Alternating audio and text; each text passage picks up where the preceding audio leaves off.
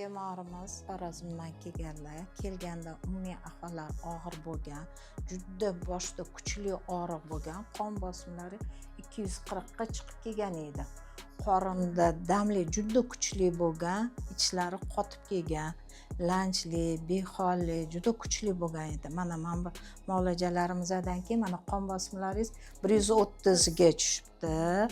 Qorinda damli ham ketgan, qornlari yumshoq, umumiy qabziyatlari ham ketgan. Hozir umumiy ahvollari qoniqarli.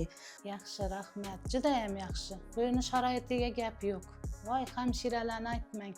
Mana shu Dilnoza, Xurshidala, 2 martalab kechqurunlari kardiologlar ko'rgan, kunduzi kuni yana Yulduz kardiologimiz ko'rgan, pastda endokrinolog Kamola ko'rganlar.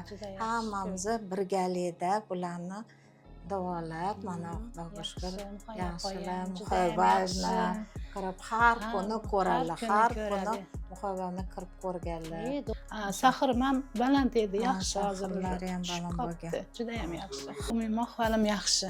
Men boshqa ayol bo'lib qoldim, yaxshiman. Xudoga shukr, hayotga qaytyapman. Doktorimga mingda bir rahmat. Xudoyim ko'p yoshga yetkazish, Xudoyim. Bularni davolamiz. O'shaning uchun bular juda xursandlar hozir. Juda ham yaxshi. Bitta joyimizda emas, hamma yerimizda davolab turibdilar.